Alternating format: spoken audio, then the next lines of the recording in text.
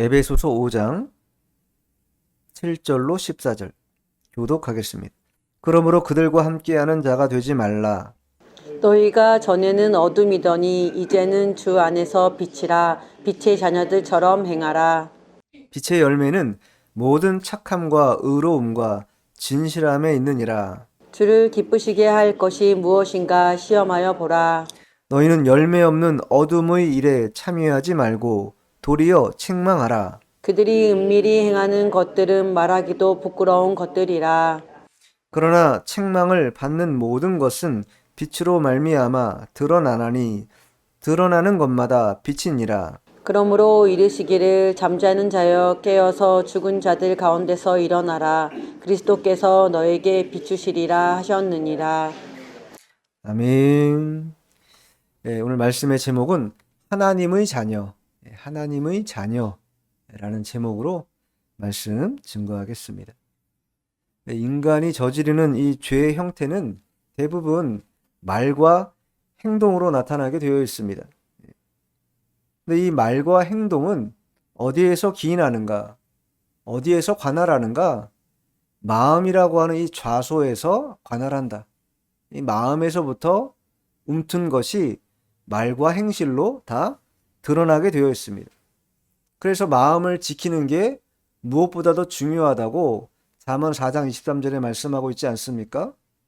그런데 성경은 또 예레미야에 보면 뭐라고 말합니까? 마음은 세상의 모든 만물보다 가장 부패한 곳이다. 이렇게 증거하고 있다라는 거예요. 그래서 마음을 잘 다스리는 것이 우리의 언행심사와 생활을 온전하게 하는 아주 유익한 길이 됩니다. 이 성도는요, 하나님의 자녀라고 일컬음을 받는데, 자녀됨이라는 것은 자녀됨에 대한 의식이 있어야 하고 책임이 있습니다. 자녀기 때문에 나는 그저 자유롭고 방만하게 생활해도 된다라고 말해서 안 된다라는 것이, 자녀라면 자녀다움이 있어야 돼. 부모를 향한 자녀다움을 가져야 한다. 우리가 영적으로 하나님의 자녀이기 때문에 그 자녀다움을 덧입지 않고서는 하나님을 기쁘시게 해드릴 수도 없고 하나님께 영광 올려드릴 수 없습니다. 육신적으로도 자녀가 일생을 행복하고 잘 살고 여러 가지 결함 없이 하나님 은혜 가운데 잘 살아가는 것, 그것이 부모의 바람이지 않습니까? 그런 것처럼 하나님도 하나님의 자녀들에 대해서 그와 같은 마음을 품고 계신다라는 거예요. 하나님의 자녀라고 말은 하는데 엉뚱한 일 행하고 더럽고 거짓되고 부패한 일에 참여하고 세상의 일락에 빠져가지고 하나님을 생각하지도 않는 그러한 자녀라고 한다면 그 부모 심정으로 볼 때 얼마나 안타깝겠어요. 그러한 측면에서 오늘 본문은 하나님의 자녀가 되는 일에 있어서 7가지의 명령형 동사로 굉장히 엄하게 우리에게 말씀하고 있다. 7절에 보면 되지 말라, 첫 번째 이렇게 명령합니다. 두 번째 8절에 보면 행하라, 또 이렇게 명령해요. 또 10절에도 시험하여 보라, 이렇게 또 말씀하십니다.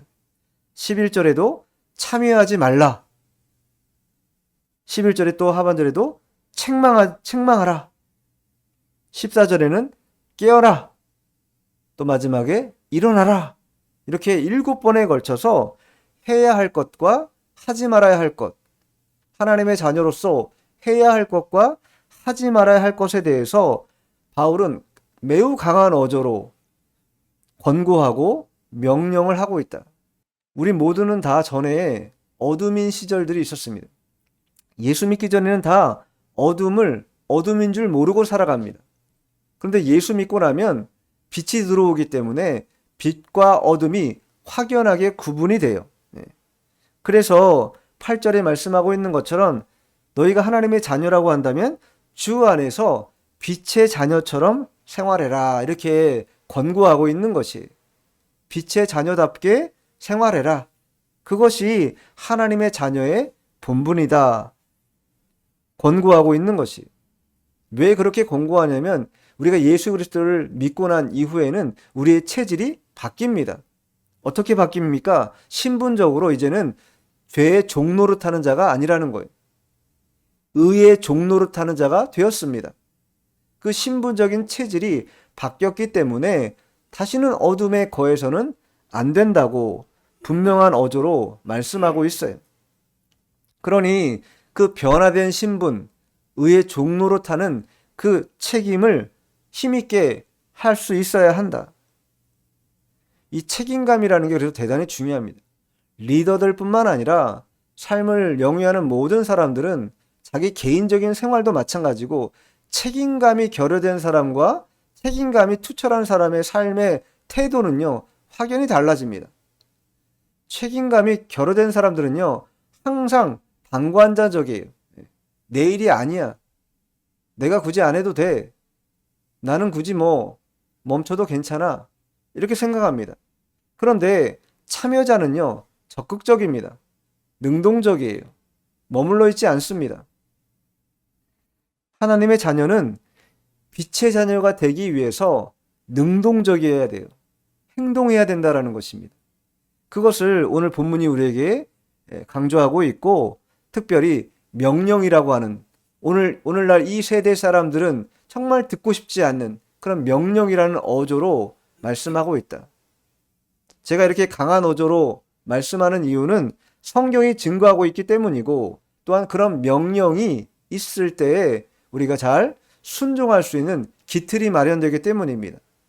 해도 되고 하지 않아도 된다고 막연하게 말하면 결코 행하지 않을 것인데, 그러나 하나님의 명령이고 하나님 말씀의 엄중함이라고 말한다면 그것을 반드시 행해야 된다고 나 스스로도 또 듣는 자들도 그렇게 인식하게 될 것이기 때문에 강한 어조로 바울도 말씀하고 있는 것이.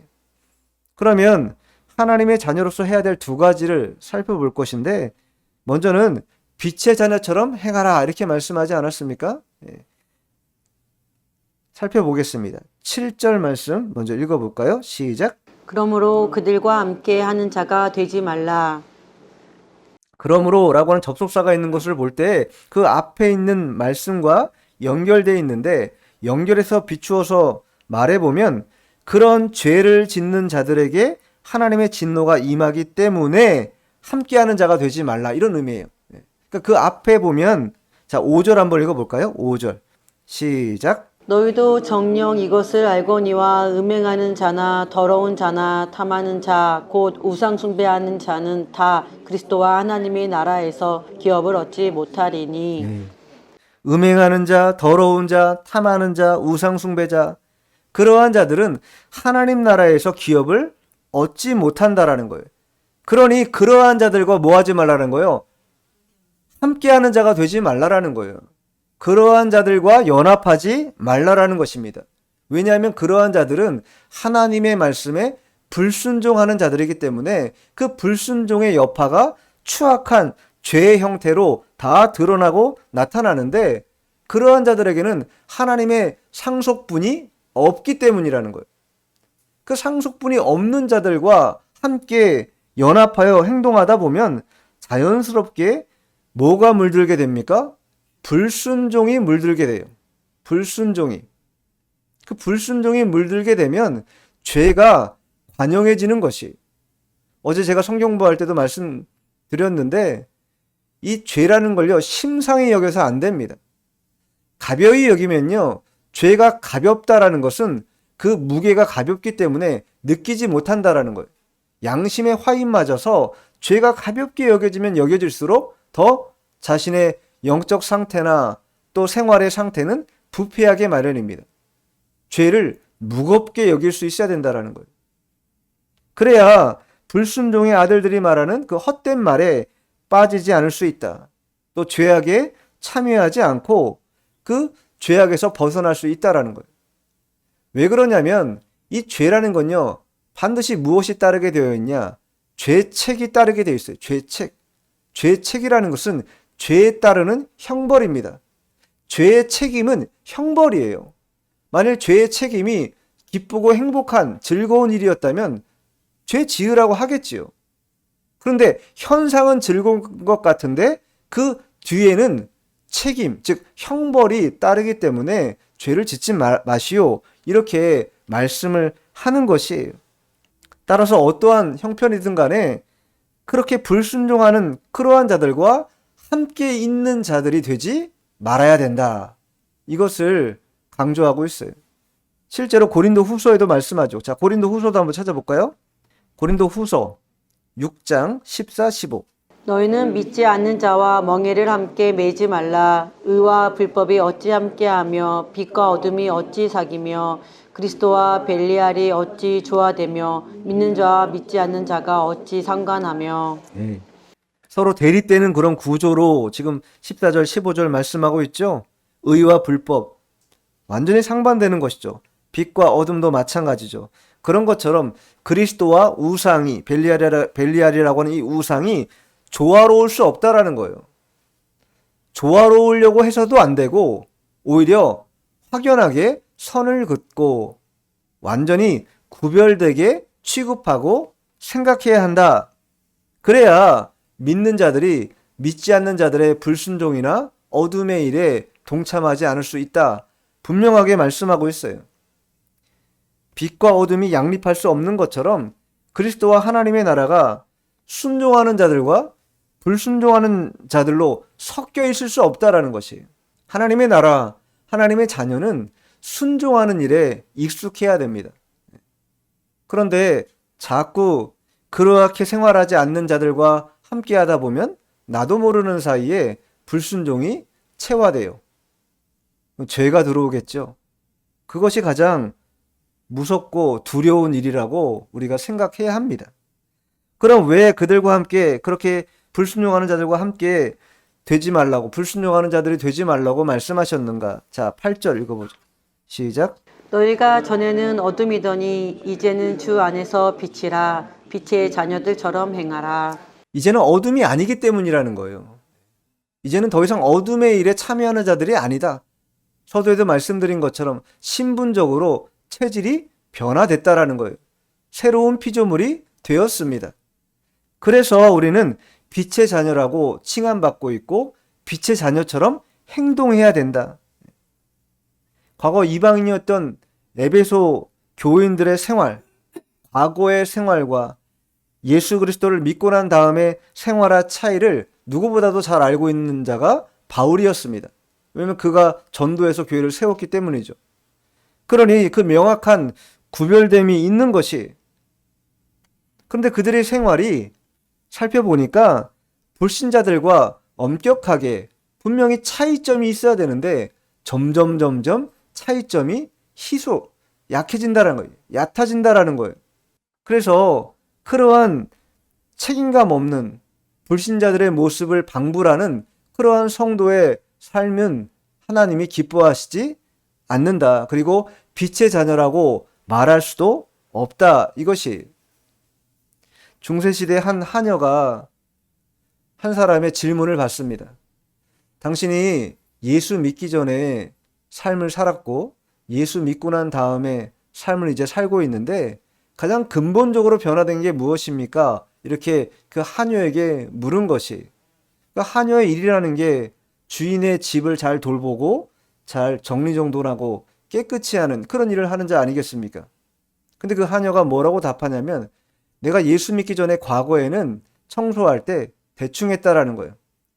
쓱쓱 쓸다가 사람들이 안 보는 것 같으면 그냥 장판 밑으로 쏙 집어넣어 놓고 내 몸이 편하자고 그렇게 생활했다라는 것이. 그런데 예수 믿고 났더니 그런 마음이 하나도 없이 다 사라져 버렸다라는 거예요. 온전히 책임감 있게 자신의 맡은 일을 잘 할 수 있는 그런 책임감이 자신에게 들어왔다. 이렇게 고백했다라는 거예요. 예수 믿고 나면 이렇게 생활이 바뀐다라는 거예요.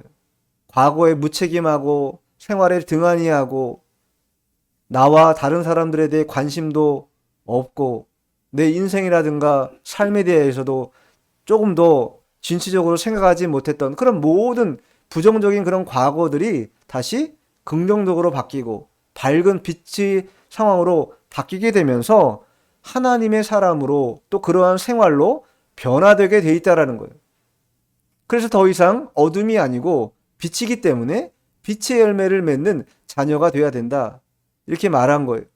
그러면 어둠이 뭡니까? 어둠. 어둠이라는 건요, 무엇이에요? 하나님을 모르는 게 어둠입니다. 하나님을 모르면 다 어둠이에요. 왜? 하나님을 모르면 어떻게 돼요? 생활이 당연히 도덕적으로 부패해질 수밖에 없어요. 죄를 짓기 때문에. 불순종하니까. 그럼 그것이 또 진행되면 어떻게 되겠습니까? 영원한 단절, 영원한 멸절의 단계로 넘어가게 된다는 거예요. 순차적으로. 그러니까 어둠이라는 것은 근원적으로 하나님을 모르기 때문에 발생하고, 하나님을 모른다라는 것은 죄를 먹고 마시는 것이고, 죄를 먹고 마시면 죄의 삭은 사망이라고 하셨기 때문에 반드시 영원한 멸절이 있다. 그러니 어둠에 거하면 안 된다라는 거예요. 그럼 반면 빛이라는 건 무엇이겠습니까? 하나님을 아는 지식이 충만하다. 빛에 있다라는 것은 하나님을 아는 지식이 충만하다는 거예요. 그럼 하나님을 알면, 하나님은 거룩하신 분이니까, 성결하신 분이니까 어떻게 하겠습니까? 우리의 생활도 거룩하게 하려고 하고, 행실을 깨끗하게 하려고 하고, 어떻게 해서든 주님을 닮아가려고 애를 쓴다라는 거예요. 그러한 과정을 통하여 무엇을 경험합니까? 참되고 영원한 생명을 경험하게 되는 거예요. 이런 선순환의 구조가 만들어지는 거예요. 어둠에 있느냐, 빛에 있느냐에 따라서 완전히 확연히 다른 길을 걸어갈 수밖에 없게 된다. 우리가 아담 때부터, 아담 이후로 모든 인류의 이 땅에 태어나는 사람들은 전적 타락한 부패한 존재입니다. 그래서 자력 구원은 할 수 없이 온전히 주님을 의뢰할 수밖에 없는 그런 자가 됐다라는 거예요. 그렇기 때문에 전적으로 주님을 의뢰하여서 주님께 나를 다 맡겨드리고, 또 주님을 의지하고 주님을 바라볼 때에야 이 빛의 삶을 살 수 있는 법이에요. 그런데 예수님을 의지하지 않을 때 우리는 어둠에서 한 걸음도 빠져나올 수 없게 된다. 그래서 바울이 빛의 자녀처럼 행하라, 이렇게 두 번째로 강조하고 있는 거예요. 행하는데 뭘 행하라는 거예요? 빛의 자녀답게 행하라는 거예요. 예. 모범이 되게 행하라는 것이죠. 사람들에게 지탄받고 손가락질 받을 만한, 예수 믿는데 왜 저럴까? 이렇게 통칭하여서 받는 그러한 생활을 해서는 안 된다라는 거예요. 자, 그러면서 더 구체적으로 이제 빛의 자녀라고 한다면 빛의 열매를 맺어야 한다. 구체적으로 말해줘요. 자, 9절 읽어볼까요? 시작. 빛의 열매는 모든 착함과 의로움과 진실함에 있느니라. 네, 세 가지 말합니다. 첫 번째, 착하다. 착하다. 기독교가 지나치게 윤리적인 종교로 몰아가는 그런 것도 뭐 올바른 시선은 아닙니다. 그런데 어떤 면에서 기독교는 대단히 윤리적인 부분을 가지고 있다. 이것도 틀린 말이 아닙니다. 그래서 도덕적인 것에 등한히 한다. 그것은 결코 옳은 선택이 아닙니다. 9절에서 말하는 이 착함이라는 것은 어떠한 마음이냐면 관대한 정신, 포용할 수 있는 마음, 온유하되 도덕적으로 깨끗한 그런 상태를 말하는 거예요. 그런 상태에 있을 때 사람들을 뭐예요? 용납할 수 있는 것이 용납할 수. 사람은 다 누구나 흠결이 있습니다. 100% 완전한 사람이 없어요. 장점이 있는가 하면 단점도 있는 법입니다. 근데 우리가 시선을 그 사람 상대에 대해서 단점을 보기를 원할까, 장점을 보기를 원할까, 그 선택의 양상에 따라서 그 상대는요 완전히 다른 사람이 될 수 있어요. 어떻게 보느냐에 따라서. 그 상대방이 단점을 계속 보기 시작하면 그 사람은요 참으로 존재 가치가 없는, 참으로 함께할 수 없는 그런 사람이 되고 말 것입니다. 그런데 그러한 시선이 아니라 조금 따뜻하게 그 사람의 장점을 자꾸 관여해주고 칭찬해주고 도와주면 그 관용한 마음, 그 관용한 정신이 누구를 살립니까? 그 영혼을 살려요. 그리고 그 영혼이 충성하는 길을 발견하게 되는 것이. 예수를 믿지 않았다면 그 접점이 결국은 예수를 만날 수 있는 접점을 만들어내기도 한다라는 것이에요. 누군가에게 계속 지속적으로 행하는 그 선행이, 저 사람 왜 나한테 나는 아무것도 해준 건데 왜 나한테 왜 이렇게 잘해주는 거야? 그 의문이 들면서 그 의문이 꼬리에 꼬리를 물다가 무엇을 발견하게 됩니까? 아, 그 사람 속에 예수님이 있구나라는 걸 발견하게 되면 그때부터 어떻게 돼요? 그 사람도 예수님에 대한 관심을 갖게 되는 거예요. 그리고 그가 예수를 믿게 되는 그런 결과물을 도출할 수도 있는 것이죠. 그렇기 때문에 최대한 관용의 정신으로, 관대한 마음으로 용납해 주려고 하는, 긍정적인 면을 보려고 하는 그런 마음이 어떤 마음이냐? 착한 마음이라는 거예요. 두 번째가 의롭다라고 하죠. 의롭다. 의롭다라는 건 하나님과 사람 앞에 이행해야 될 의무가 있다라는 거예요. 그 의무를 잘 행하는데 어떻게 행해야 되는가? 공정하고 올바르게 행해야 된다라는 거예요. 부정한 방식이나 또 혹은 부조리한 방식을 선택해서 행하지 않고 올바르고 공정한 의미에서의 그 의를 행해야 된다. 특별히 그리스도로 옷 입었다라고 한다면 더더욱이 그러야 되는데, 자, 4장에 한번 찾아볼까요?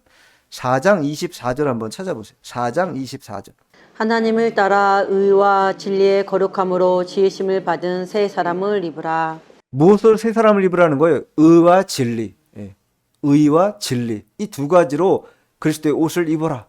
예. 그러니까 이 여기서 의라는 것은, 의로움이라는 것은 그리스도로 덧입어진 의를 말하는 거예요. 그 그리스도로 덧입어진 그 의는 무엇이 없어요? 거짓이 없습니다. 위선이 없어요. 가식이 없고 어둠이 없습니다. 왜냐하면 예수님이 제일 싫어하는 거기 때문에. 위선자들, 바리새인들과 서기관들이 책망받은 이유가 뭡니까? 그들이 위선자들이었기 때문이에요. 가식이 있고 위선이 있고 어둠이 있는 자들이었기 때문에 그 거짓을 가장 싫어하시는 분이 예수님이기 때문에 너희들이 의로 덧입었다라고 한다면 거짓 버리고 위선 버리고 가식 버리고 어둠 버리고 그렇게 버리는 일, 그거 해야 한다라는 거예요. 그러면서 세 번째로 진실해야 된다. 진실. 그런데 그 뭐 세 가지가 착함, 의로움, 진실함, 거짓이 아닌 진실함이, 이 진실함이 어떻게 해야 된다? 모두, 여기 모두라고 있는데 어떤 의미적으로 보면 모두라는 개념보다 지속적인 상태를 의미하는 거예요. 그러니까 착함도 의로움도 이 진실함도 계속되어야 한다라는 거예요. 한두 번 하고 마는 게 아니라 지속되어야 된다. 계속되어야 된다라는 걸 뜻하는 것이, 바울은 성도들에게 이 빛의 열매를 맺으라고 강력하게 권고하고 있는 거예요. 모든 착함으로, 의로움으로, 진실함으로 열매를 맺어서 증거물을 실증하라는 거예요. 나타내라는 거예요. 왜? 그게 빛의 자녀라는 것이에요. 자, 그러면 이번엔 두 번째로 주를 기쁘시게 해야 된다라는 내용을 살펴볼 것인데, 자, 10절 읽어볼까요? 본문 10절 시작. 주를 기쁘시게 할 것이 무엇인가 시험하여 보라. 예. 불순종하는 사람들처럼 되지 말라. 이게 첫 번째고, 또 빛의 자녀처럼 행하라. 그리고 하나님이 기뻐하시는 게 무엇인지 시험해봐라. 여기 시험하다는 건 입증하다, 증명하다라는 거예요. 실험을 통해 입증해야 된다라는 거예요. 그 실험이 뭡니까? 우리의 생활이죠. 생활을 통해서 하나님의 살아계심을 누군가에게 입증해줘야 돼요. 입증 책임이 나에게 있어. 왜? 내가 예수 믿는 사람이고 내가 하나님의 살아계심을 고백하는 그런 신앙 고백을 하는 자이기 때문에, 그렇다면 그 실증 책임이 나에게 있는 거예요. 하나님의 살아계심을, 또 복음을 증명하는 일, 이런 일들이 그 책임이 나에게 있다. 그러면 그 실증을 어떻게 표현하겠어요? 생활 속에서 어떻게 나타내겠어요? 4장에 가면 두 가지 양상으로 하지 말아야 될 것과 해야 할 것으로 분명하게 답을 주고 있어요. 자, 4장 31절 먼저 읽어볼까요? 4장 31절 시작. 너희는 모든 악독과 노함과 분냉과 떠드는 것과 비방하는 것을 모든 악의와 함께 버리고. 버리는 걸로 실증해 줘야 돼요. 이거 버리지 않고 악독행하고 분노하고 분내고 떠들고 비방하고 모든 악함을 드러내고 이런 것들을 행하면 그게 뭐예요? 하나님을 기쁘시게 하는 그 시험이 되지 않는다라는 거예요. 패스가 되지 않는다라는 거예요. 그러면 하지 말아야 될 것, 버려야 될 것을 말했다면 이번에 32절 한번 읽어볼까요? 32절 시작. 서로 친절하게 하며 불쌍히 여기며 서로 용서하기를 하나님이 그리스도 안에서 너희를 용서하심 같이 하라. 예, 이걸로 시험해 보라는 거예요. 예. 이걸로 너의 생활을 이걸로 시험해 보면 하나님이 반드시 기뻐하신다. 예. 슬퍼하시거나 낙심하지 않으신다. 실제로 육신적인 부모 입장에서 생각해 보세요. 나의 자녀들이 사람들에게 친절해요. 또 불쌍한 사람들을 그냥 지나치지 않고 긍휼히 여기고 또 그를 동정하는 마음이 충만해요. 또 용서가 깊어요. 그렇다면 그러한 자녀를 둔 부모 입장은 어떻겠습니까? 마음이 얼마나 흐뭇하겠어요. 내가 낳기는 했지만 잘 가르치지도 못했는데 저렇게 은혜롭게 생활하는 거 보면 얼마나 기쁘겠냐는 것이죠. 하나님 모실 때에도 우리를 향해서 그와 같다라는 거예요. 근데 우리가 이것을 통해서 이러한 생활을 통해서 하나님의 살아계심과 복음을 실증해서 증명해 보이면 그때 비로소 하나님께서 기뻐하신다. 그러니까 하나님을 기쁘시게 하는 일이 무엇인가 잘 살펴봐야 될 필요가 있는 거예요. 근심시킬 일이 아니라 기쁘시게 해드릴 일을 찾아서 행하는 것. 그게 우리 하나님의 자녀가 할 일이다. 자, 11절, 12절 읽어볼까요? 11, 12 시작.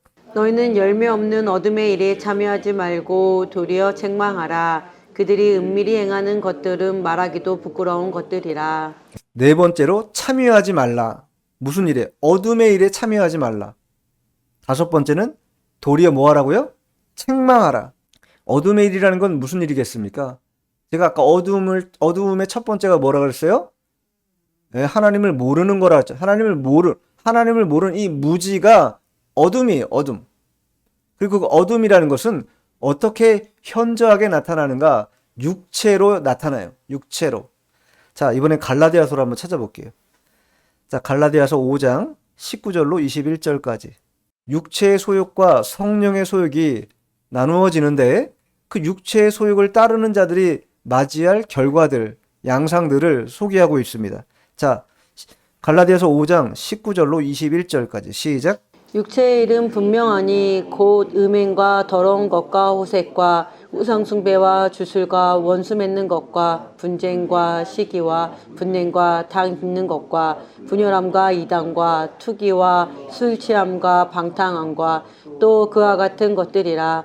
전에 너희에게 경계한 것 같이 경계하노니 이런 일을 하는 자들은 하나님을 못할 것이라. 이런 일을 하는 자들은 하나님의 나라의 유업을 받지 못한다. 그렇기 때문에 이런 일에 뭐 하지 말라? 참여하지 말라. 도리어 책망하라. 그러면 책망해서 돌이킬 수 있도록 해야 된다라는 거예요. 왜 이렇게 어둠의 일을 경계합니까? 어둠의 일을 경계하는 이유가 무엇이겠어요? 왜냐하면 세상이 어둠이기 때문에 그래요. 그 세상에 우리가 살아가기 때문에 너무나 많은 지분을 노출된 상태에서 살아갈 수밖에 없다라는 거예요. 이 세상에서. 그래서 죄에 대한 간섭이 심해요. 또 부패할 그런 이끌림의 양상이 굉장히 심합니다. 많은 것에 노출돼 있어요. 그러니 죄악의 생활에 쉽게 물들 수 있는 여지가 많다. 그래서 되도록이면 그러한 일에 참여하지 말고 그런 일에 참여하는 자들이 있다면 도리어 책망해서 돌이킬 수 있도록 해야 된다라는 거예요.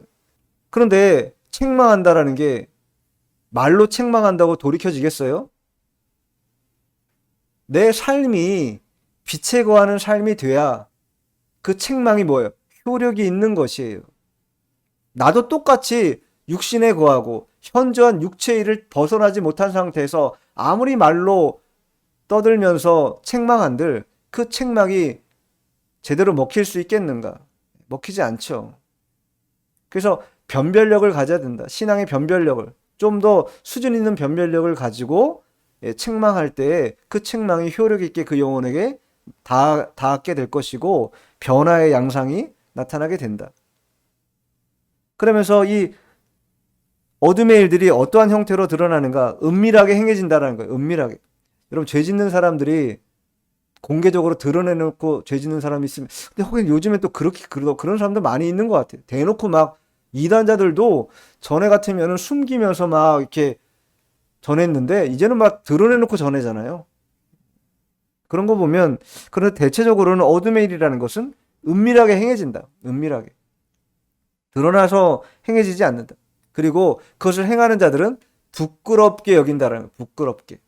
그러니 그런 부끄러운 일들에 동참해서는 안 된다. 이렇게 말하고 있어요. 자, 13절 읽어볼까요? 시작. 그러나 책망을 받는 모든 것은 빛으로 말미암아 드러나나니 드러나는 것마다 빛이니라. 예, 책망을 받는 모든 것은 빛으로 말미암아 드러난다. 예, 빛으로 말미암아 드러난다. 예수님이 제자들에게 너희의 착한 행실을 통해서 뭐 하라는 거예요? 착한 행실을 통하여 하나님의 살아계심을 나타내라고 말한 거 아니에요. 그런 것처럼 그렇게 삶을 통하여 실증된 책망을 행하면 반드시 그게 빛으로 드러나게 되어 있다라는 거예요. 그리고 드러나는 것마다 다 빛에 속하게 된다. 어둠에 거하지 않는다.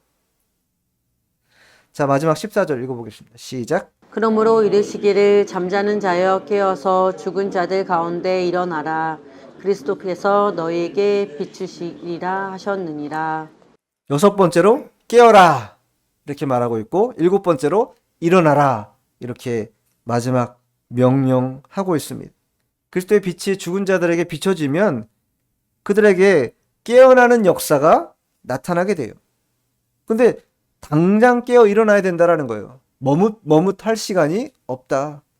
빛이 한번 비춰지면요, 어둠이 조금 있다가 갈게요 그렇게 하지 않잖아요. 빛이 비춰지는 그 순간 어둠은 금방 사라져 버립니다. 하나님의 빛이라는 게, 주님의 빛이라는 게 그와 같다라는 거예요. 비춰지면 어둠은 사라지게 마련이다. 그래서 이사야서 60장 1절에 보면 일어나라 빛을 발하라 이는 내 빛이 이르렀고 여호와의 영광이 내 위에 임하였음이니라. 여호와의 영광이 임한 자들은 빛을 발할 수밖에 없다라는 거예요. 리플렉터가 되는 거죠. 반사체가 되는 거예요. 하나님의 빛을 받았기 때문에 반사해서 그 빛을 다른 사람들에게, 어둠 가운데 거하는 자들에게 전달하는 그러한 역할을 한다. 그리고 해야 한다. 그러려면 어떻게 해야 돼요? 깨어 있어야 된다라는 거예요. 잠들어 있어서는 안 된다라는 거예요. 슬기로운 다섯 처녀와 같이 기름 준비 열심히 하면서 잘 준비하는, 깨어 있을 때 뭐예요? 일어날 수 있는 거예요. 완전히 잠들어 버리면 일어나지 못하게 됩니다. 오늘 본문은요, 하나님의 자녀라는 제목으로 우리가 함께 살펴봤습니다. 하나님의 자녀라는 것은 빛의 자녀라는 인식이 있어야 되고 빛의 자녀에 걸맞는 행동을 해야 한다. 이것을 강조했어요. 그리고 두 번째로는 그렇다면 하나님을 기쁘시게 하는 그러한 자녀가 돼야 한다. 자녀가 부모를 기쁘게 하는 그런 자녀면 얼마나 흐뭇하겠어요. 제가 예전에 새벽에 택배 알바할 때 그 택배 소장님이 있어요. 그분은 본인 자신의 말로는 못 배우고 가난하고 아무것도 가진 게 없는 그런 사람, 단 한 가지 열심히 사는 것밖에 없었다라는 거예요. 근데 그분이 항상 자랑하는 게 있었어요. 뭐냐면 자기 아들이 서울대학교 들어갔다라는 거예요. 그게 그렇게 자랑거리야. 만나는 사람마다 얘기를 해. 그래서 참 저게 자랑거리가 될 수 있겠다 생각. 왜냐면 본인 스스로는 참 내세울 게 하나도 없는데 자녀가 뭐 해준 것도 특별히 없는데 나름 공부를 열심히 했는지 명석한 두뇌가 있었는지 모르겠는데 서울대학교에 들어갔다는 그 한 가지 사실 하나만으로 항상 흐뭇한 거예요. 이분은 항상 흐뭇하고 항상 즐거운 거예요. 부모라는 게 그렇다라는 것이죠. 자녀가 하나님의 아버지의 뜻을 잘 반영해서 열심히 잘 살아간다면 다른 거 바라지 않는다라는 거예요. 그것으로 행복감을 만끽하고 즐거워하고 기뻐하는 게 부모의 마음인 것처럼 하나님이 우리를 볼 때도 그러하다. 하나님의 자녀답게 어둠의 일, 더러운 일 패하고 빛의 자녀다운 생활을 한다고 하면 그것 하나만으로 기뻐하시면서 즐거워하는 것이 아버지의 마음이라는 것을 오늘 본문이 우리에게 증거해주고 있습니다. 이 땅을 살아갈 때 어둠의 세상이기 때문에 아무래도 많은 노출이 있지만 그럼에도 불구하고 오늘 성경이 말해주고 있는 이 7가지 해야 할 일과 하지 말아야 될 일들을 잘 구분해서 빛의 자녀답게 살아가는 우리가 되어야 되겠습니다. 기도하겠습니다.